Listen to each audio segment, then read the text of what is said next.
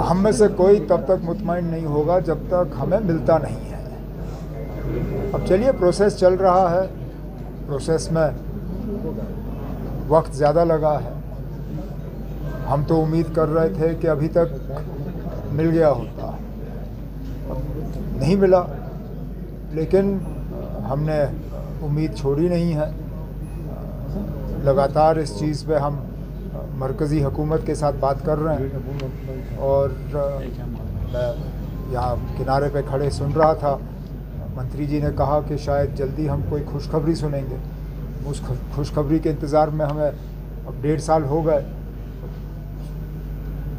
और ज़्यादा इंतज़ार ना करना पड़े, वही उम्मीद है। सर, लेकिन एक अच्छी चीज़ हुई है कि 11 जो डेस्टिनेशंस है एलजी साहब ने अनाउंस किया कि वो रीओपन होंगे, जिसके लिए आपने भी बहुत स्ट्रेस किया था। पिछले दिनों आपको याद होगा,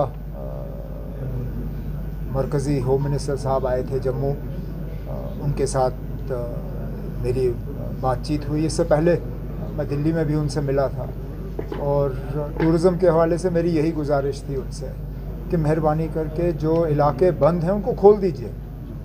बंद रखने का कोई मतलब बनता ही नहीं है। बुरे से बुरे हालात में भी हमने इन जगहों को बंद नहीं रखा। यूसमर्ग, दौद पथरी, ऐसे इलाके।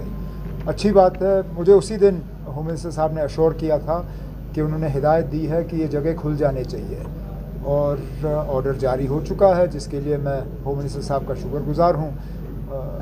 बहुत नुकसान उठाना पड़ा वहाँ लोग जो रहते हैं टूरिज़म बंद होने के वजह से। अब सीज़न हमारा शुरू हो रहा है, उम्मीद करता हूँ कि लोग जाके अब उन जगहों की खूबसूरती का फ़ायदा लेंगे।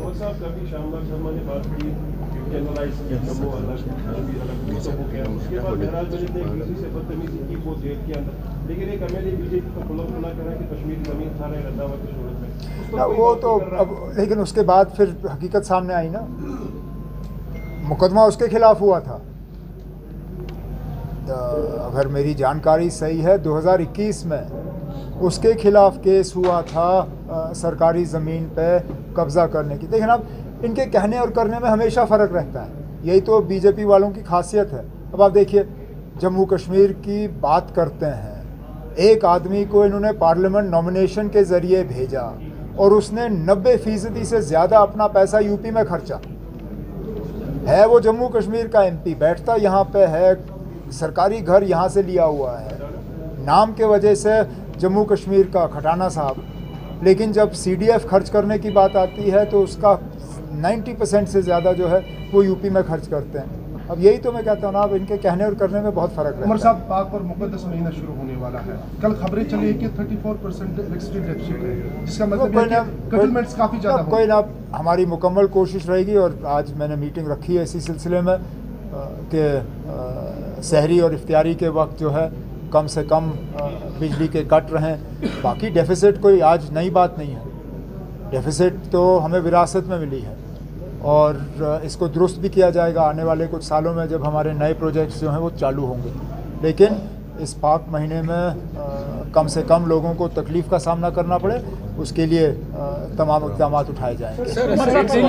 डेली वेजेस को लेकर मामला तूल पकड़ता जा रहा है। कल श्रीनगर में मुख्तलिफ मकामात पर किस लिए, क्यों, आज क्या हुआ जो कल नहीं था? कहा हुआ है इनसे कि असेंबली के फ्लोर पे कहा हुआ है कि एक प्रोसेस के तहत, एक टाइम टेबल के तहत इनको रेगुलराइज किया जाएगा। अब अगर इनको कोई उत्साह रहा है, कोई अपने सियासी फ़ायदे के लिए इस्तेमाल कर रहा है, तो उनको ये गलती नहीं करनी चाहिए।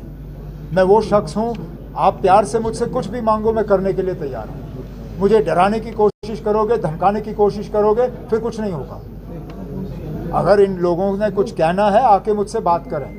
ये जो सड़कों पे एहतजाज करने का सिलसिला किसी के दबाव में आके कर रहे हैं, ये अच्छी बात नहीं है, उनके लिए भी अच्छी बात नहीं है और उनके मुस्तकबिल के लिए भी अच्छी बात नहीं है। जब हमने असेंबली में कहा हुआ है कि इस साल एक पॉलिसी के तहत जो है इनके रेगुलराइजेशन का टाइम टेबल जो है वो जारी किया जाएगा, उसके बाद सड़कों पे आने की बात कहाँ पे है?